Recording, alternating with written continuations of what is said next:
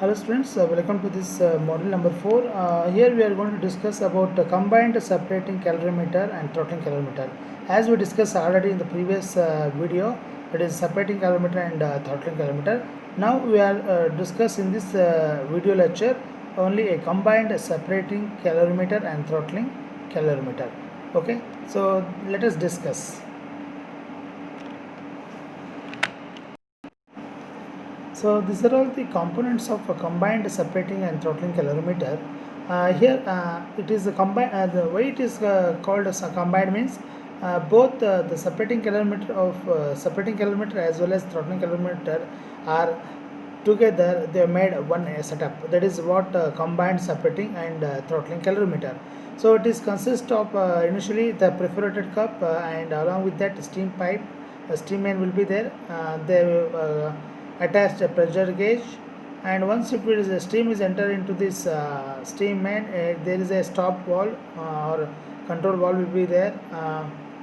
Again the first set is that is like a separating calorimeter only. There is a perforated cup, okay, and here at the bottom the water is going to be collected, water vapor, waters molecules, and further whatever the steam is there, that is again they are sent into this orifice, that is P2 will be there, and thermometer, and again the mercury manometer will be there. These are the setup for this combined and throttling calorimeter.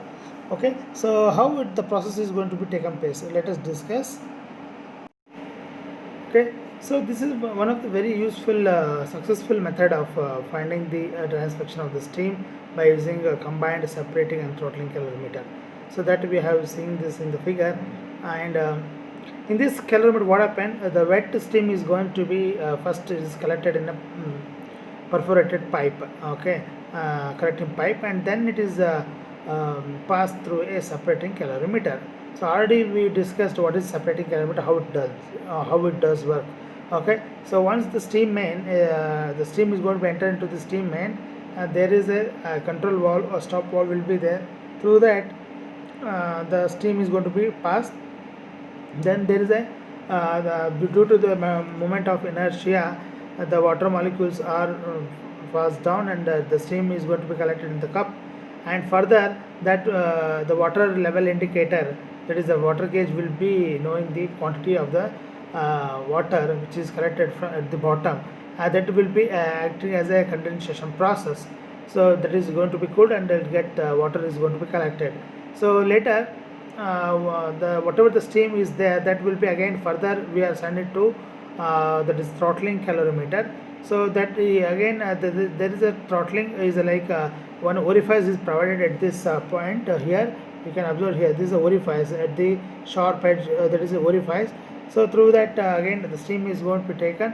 Whatever the steam is there, that will be collected the chamber, at this chamber, and that also can be measured by known temperature by thermometer T2, and here also the respective pressure also can measured by the mercury manometer.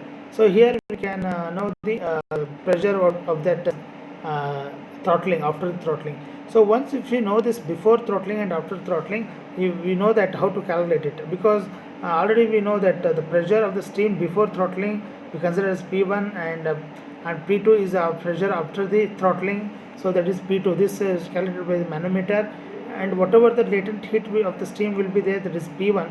So that will be known here. So once the latent heat is going to be find out, and also the total heat of dry steam also can calculated by knowing the pressure P2 from the steam table, and the T soup temperature also we can find out through this superated steam, and after the throttling.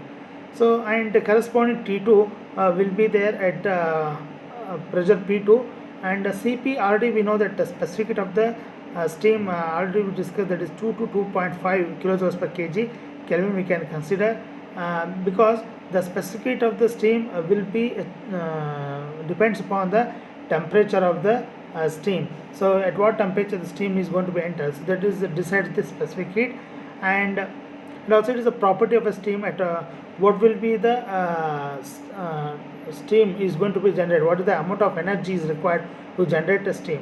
So you know that the for 1 kg we have to supply 2.5 kilojoules of energy we are going to supply to rise 1 degree of Kelvin. So this is what the concept of specific heat of the steam. So here also for the steam here we are considered for the X, that is dryness fraction, that is steam before the throttling. All this will be considered here. Okay, once all the part of the water also we have observed here, that will be removed by the separating calorimeter by owing to the quick change of direction flow. Okay, so this water can be removed, and the resulting that what happened, the semi dry steam is going to be throttled here. Okay, so whatever the semi dry steam will be there, that will be throttled into throttling calorimeter. So in this method what happen, to ensure that the steam will be superheated after the throttling. So this instrument will be illustrated to prevent the loss of heat. So now what we have to consider for the X1 we consider as a dryness fraction of the steam, considering for the calorimeter, that is separating calorimeter, and X2 will be considered for the dryness fraction of the steam entering to the throttling calorimeter. Once if you know this X1 and X2, we can calculate actual dryness fraction of the steam in the steam main. So what is the condition of the steam will be there in the steam main, that can be calculated by knowing the X1 and X2 will get the actual dryness fraction of the steam. So this is about the combined separating calorimeter. And also one more thing is that here it is not possible to obtain results with this instrument, like if the final condition of the steam is wet.